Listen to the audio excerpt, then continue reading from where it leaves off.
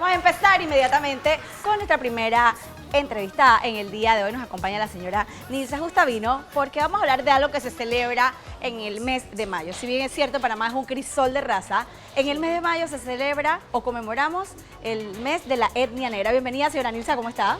Muchísimas gracias por esta oportunidad, estoy muy bien, encantada de verlos. ¿Por qué en el mes de mayo se celebra o se conmemora el mes de la etnia negra? Bueno, particularmente porque fue un decreto de ley. Ok. La ley 31 fue aprobada y se tomó el mes de mayo como el mes ideal para la etnia. No es una razón específica que tenga que ver con la cultura. La cultura en general es lo que es. Es lo que es. Profesora, me encantaría que nos dijera un poco cuáles son, como quien dice, cuál es la identidad de la etnia negra en nuestro país, desde cuándo pues está en la presencia y cuál ha sido la importancia de la etnia negra en nuestro país en todos los ámbitos. Bueno, muy bien, empecemos por la definición y la etimología de afrodescendencia. Afro porque es africana, descender del latín, que quiere decir bajar o venir de, y cia la calidad de.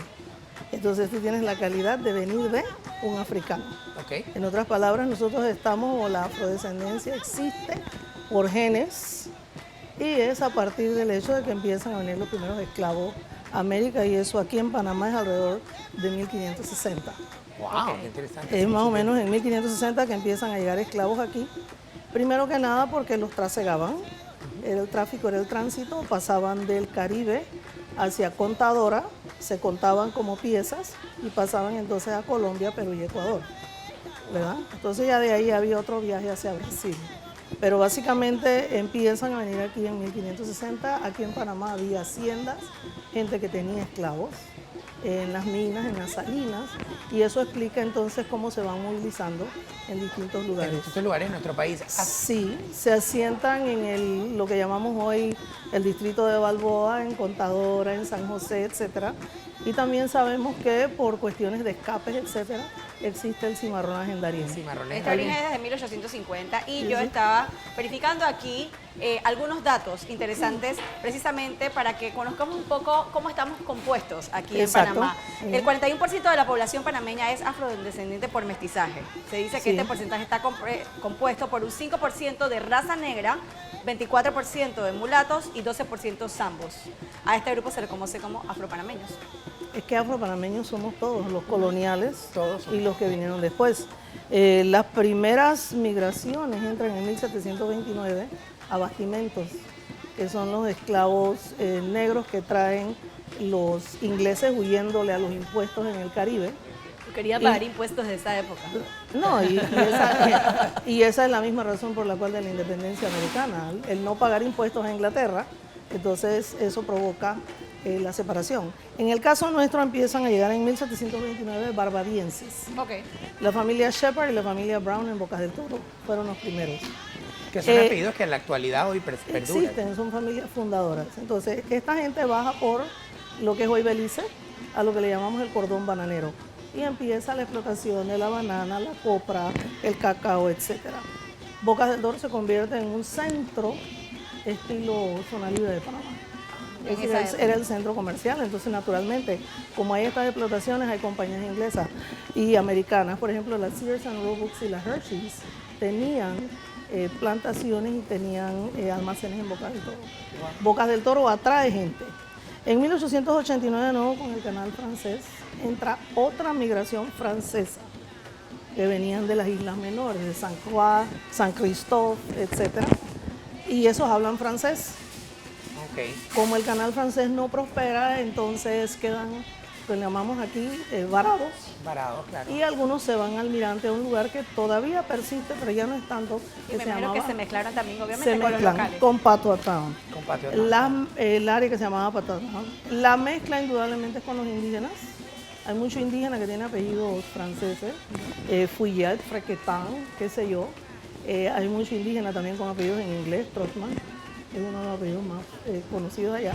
Y naturalmente, como Bocas del Toro es un centro comercial, entonces hay una gran afluencia también de otros extranjeros. Ese fue por mucho tiempo ¿cómo le digo? La zona libre, por así decir, de la época. Para nosotros es bien común escuchar, por ejemplo, de todas estas fusiones y de todas estas inmigraciones de las que hablas, pues este tipo de, inclusive de lenguaje, o sea, o de fonemas, ni siquiera tanto como es un inglés transformado con un español, con un francés, un poco fusionado. El famoso Háblanos wari-wari. El wari-wari. Háblanos un poquito de esta manera ¿Qué es particular el de hablar. wari-wari? El wari-wari en realidad es inglés de la parte sur de Inglaterra, que traen los jamaiquinos. Los jamaiquinos lo hablan, solo que en Jamaica es el idioma oficial. Pues lo mismo oficial. Acá lo hablan los negros con también influencia Guaymi, que ahora es Novedoulé, y también la influencia del español y otras lenguas con el francés.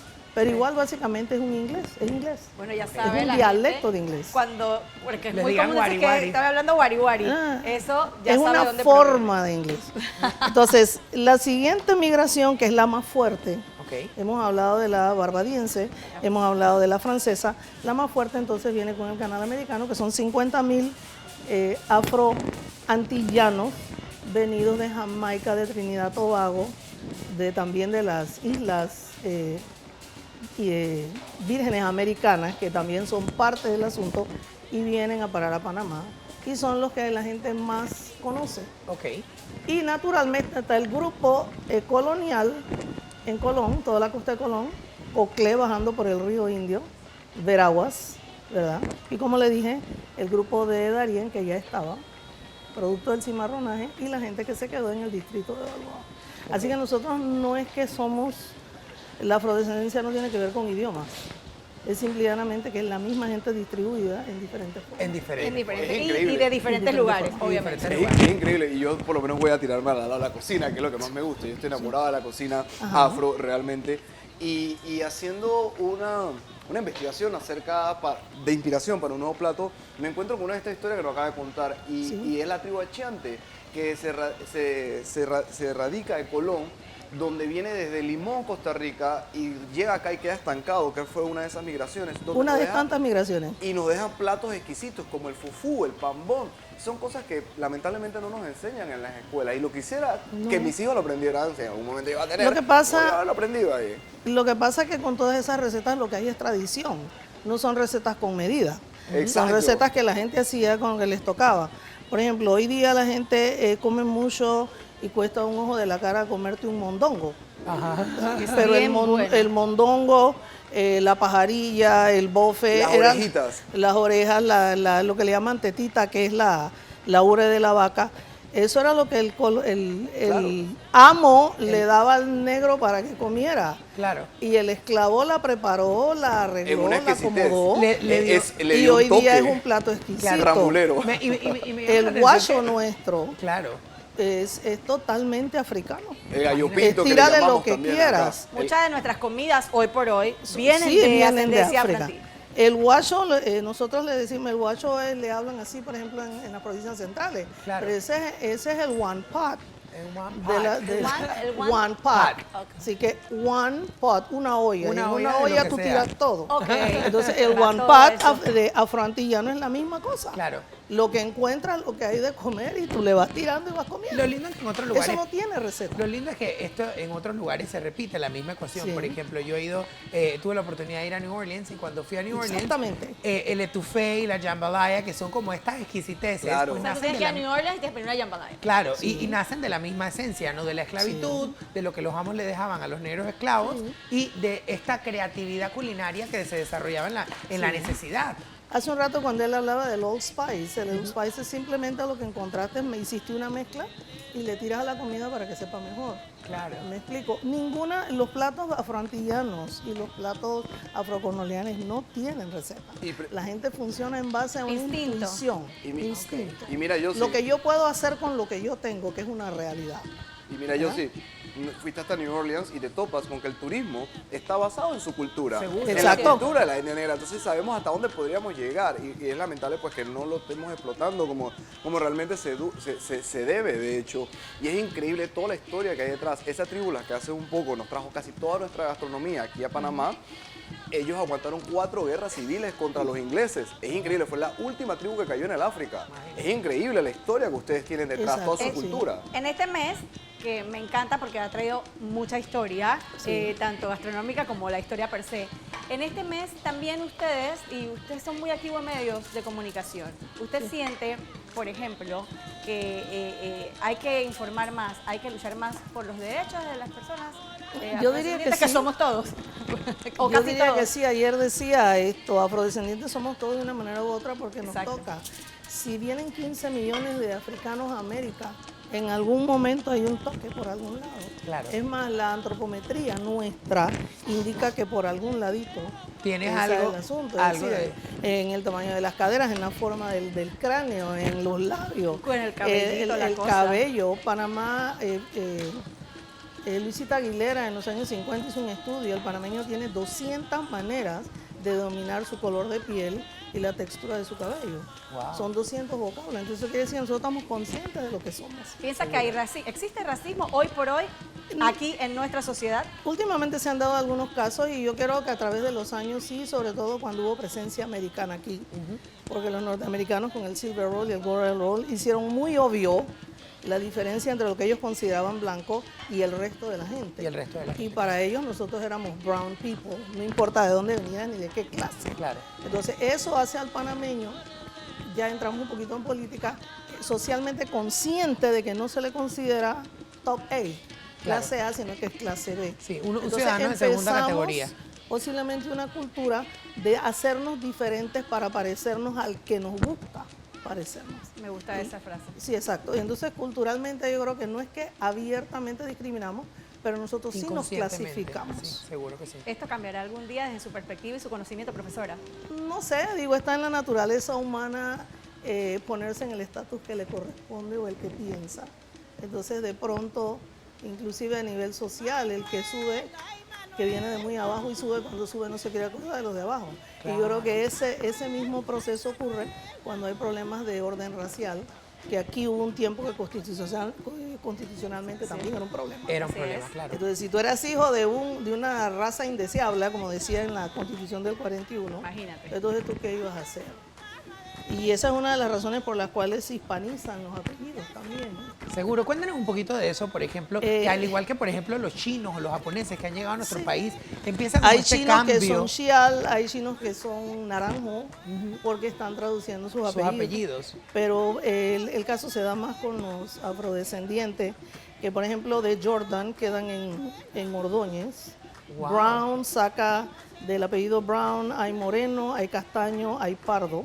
¡Wow! ¡Qué ¿Verdad? interesante! De Mafla, viene de muffler. The muffler. Tenemos Macala, Macala. from sí. Macalo.